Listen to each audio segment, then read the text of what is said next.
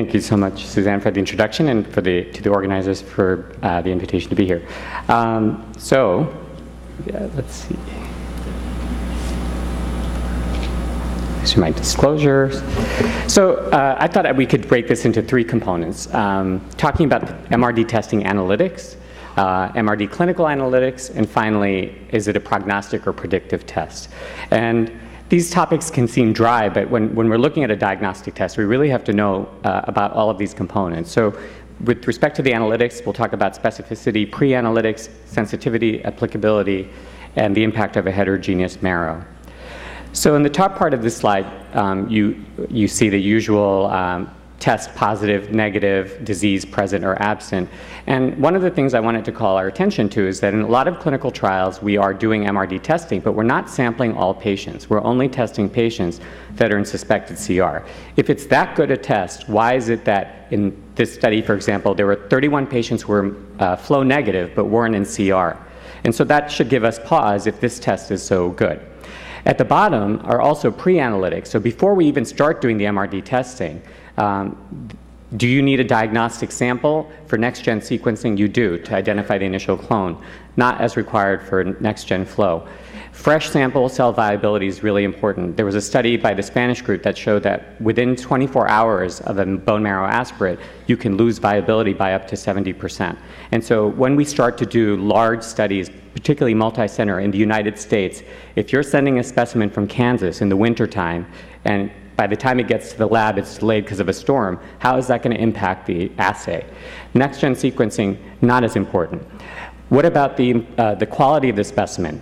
The very fact that these tests have not been validated for the peripheral blood tells us that if you have a bone marrow that's very hemodilute, you're not going to get accurate results. And so we really need to do good quality control. Every report should have some kind of language saying, this is a high-quality specimen. Now, let's say those things are passed and we actually get the test done. Sensitivity really matters. You heard about the Dana-Farber study from multiple people, the IFM collaboration. This slide shows the sensitivity, and as you can see, next-gen flow did predict for better outcomes in MRD-negative patients. However, what's important to mention, of the 163 MRD-negative patients, half were positive by next-gen sequencing.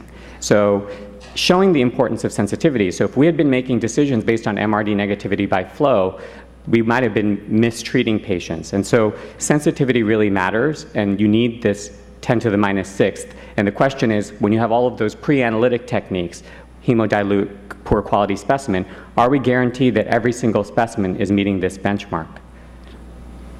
And you can see this actually shows the these three groups who were MRD negative by flow actually were positive by next-gen sequencing.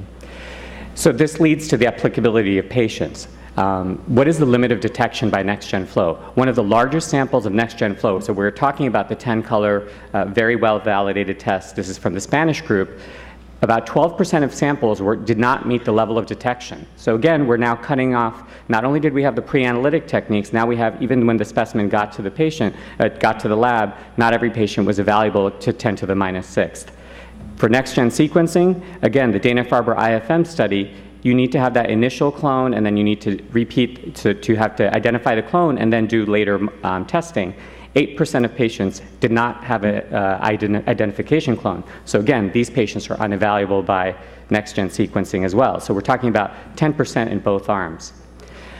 What about the the importance of marrow heterogeneity? We talk a lot about MRD negativity in leukemias, and that makes sense. CML, AML, these are primarily bone marrow blood-borne disorders, but we know that myeloma is very different. You can have osseous disease.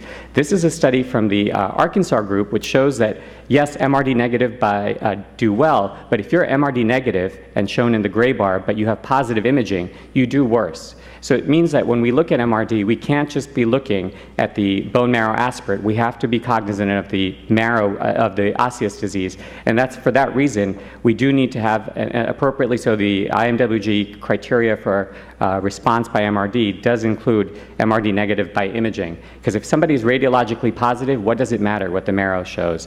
And I think this highlights, as Dr. Langren pointed out, that we really need to ideally move to blood-based testing. But again, now we introduce a lot more of those analytic issues with the blood. Next-gen flow, very obviously a lot of work being done globally on this, but I would call your attention to the fact that we have this CD38 epitope as part of the antigens. There are numerous CD38 antibodies in development and approved: daratumumab, isatuximab, TAK-079. Each of these is going to have a slightly CD38 different epitope. Now you see at the bottom that they're using an epitope, a multi-epitope CD38 that's not blocked, but we have no data. All the daratumumab studies for which you have MRD negativity have all been done by next-gen sequencing. So we need a lot more data if we're going to be starting to use next-gen flow in the era of monoclonal antibodies that could affect any of these antigens shown here. So this summarizes, I think we have the pre-analytic techniques, and then we have the analytic issues. How long does it take to get these done? Flow to commendable in that globally we have cell characterization. Sensitivity we discussed. Applicability only about 90% in both arms. The impact of the marrow is very important, and that's where the PET or radial MRIs really stand out.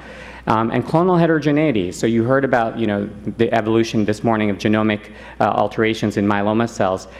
Flow can't identify clonal evolution, some data that next-gen sequencing can. And lastly, the standardization, and these are perhaps, the techniques can be very good, but we really need to have standardized tests. So if we're going to be doing this in practice, can you get a report as a practicing physician and be confident that your patient met the pre-analytic issues, the analytic issues, and that you can really act on this? And so we need to have this really well validated and standardized. Availability, flow is quite available. Those of you who are visiting from out of state might be surprised to know that even though the next-gen sequencing is available in the US, not in New York State. We are not allowed to send next-gen sequencing. Even in clinical trials, we've been forbidden from sending it because of lack of insurance reimbursement. So, and the cost, of course, is listed here at the bottom. If we're going to spend money on these tests, we better be sure that it's going to change our patient's management. So we'll come back to that. So moving to the clinical analytics. So let's say you have a good test. You're testing everybody. It got to the lab in time. You got good results. There's no marrow involvement. Let's now talk about what we do with that patient. Let's look at the data about MRD negativity and positivity, the importance of timing and reproducibility. What does it mean to have an MGUS profile? What does it mean to have high-risk disease, and the immune profile? So this is from Dr. Munchi's paper in JAMA, and again, I think you've seen this slide. Obviously, MRD negative does better than positive, but I would like to call your attention to two facts. The patients who are MRD negative do not have a flat line here. They are still dying of myeloma, so MRD negativity does not equal a plateau, and conversely, the patients who are MRD positive do not plummet downward and die. And so we have to be mindful that these tests are not 100%. Yes, the curves separate, but this is not an end-all and be-all. And to that point, this is the Spanish group showing multi-flow data, the next-gen flow data, showing 6 patients who relapsed even though they were MRD negative, typically by osseous disease. What about the importance of timing? Well, it really does matter when you test. Let's say you had a patient who's post-transplant, they're negative, but then later samples become positive. And again, is it the conversion, or could it have been a sampling issue? So are there any data regarding this topic? Actually, there are. So in this study, where they looked at about 400 patients who were MRD negative at 6 months post-transplant, what happens to these patients when you repeat the marrow testing at 6 months?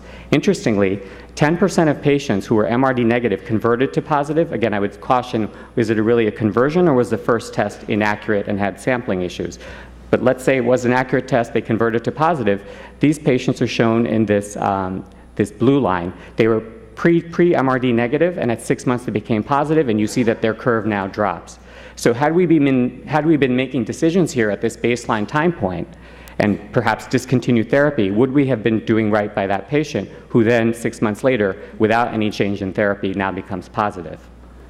It's for that reason that the IMWG criteria also have a component of sustained MRD negativity. It's not just a single time point, we have to maintain that. And Joe showed this slide that when you treat patients and you get rid of these clones, what is it that's left? Are these patients who are going to relapse early? Are they going to have stable disease? Do they need treatment? What treatment? In other words, are the clones that are left, are they high-risk disease, or are they MGUS clones? You could argue those are very different patient populations, and we would manage them differently. And we all have this concept, especially from the leukemia, that we need to eradicate every tumor cell, and that's really important. But what about those patients? We've all had them. They've had MGUS or smoldering. They become active disease, and you treat them, but their M spike never goes away. Is that a big deal? These MGUS clones that are persistent may not necessarily be a bad thing.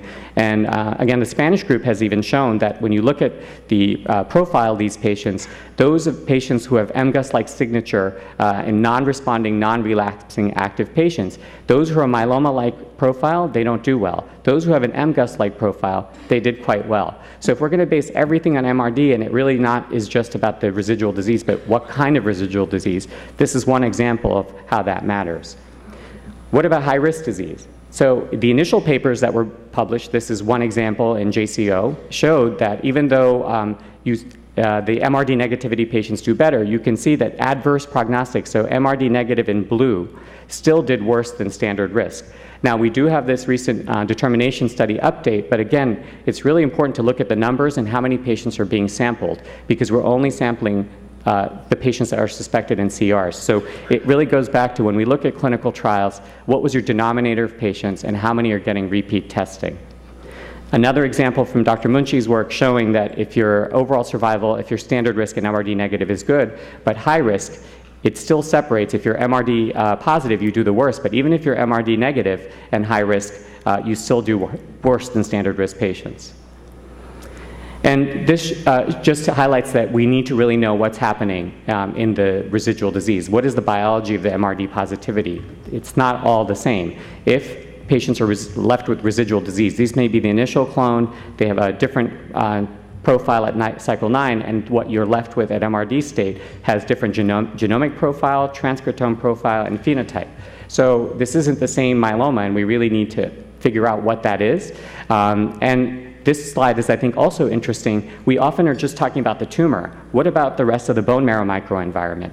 And that's one of the advantages of flow, is you can look at not just the disease question, but the marrow question. And this is a very interesting paper that shows that if you're MRD positive, but you have a favorable immune profile that's shown here in green, those patients do very well. And it's not the same as everybody else who had MRD positivity with a poor immune profile. So I think what I'm trying to tell you is that, yes, MRD status is an important part of disease control, but so is risk, so is GEP, immune response, maintenance therapy, the health of the patient, malignant clonal potential, and the microenvironment. And when we just focus on one component, we're missing the big picture. And I'd like to conclude by talking about whether this MRD is a prognostic or a predictive test.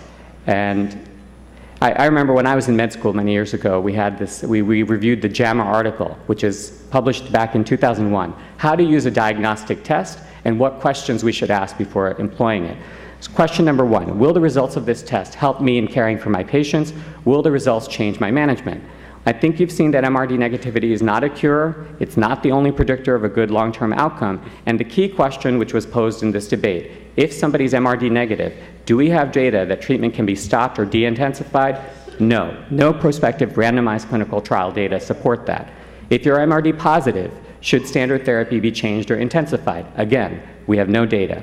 If you're MRD negative and you convert to positive, should the treatment be changed? No data. Second, will the reproducibility of this test and its interpretation be satisfactory in my setting? Not necessarily. We talked about all of those pre-analytic test issues, the analytic issues. It's really not clear. And lastly, will patients be better off as a result of the test? Also unclear. So to summarize, I think if we're going to use MRD, which we have to remind ourselves, this is an invasive procedure, and if we have no data to alter the length of induction, transplant, consolidation, or maintenance, is this test ready for prime time? I would argue no. And with that, thank you. I'll stop. Thank you.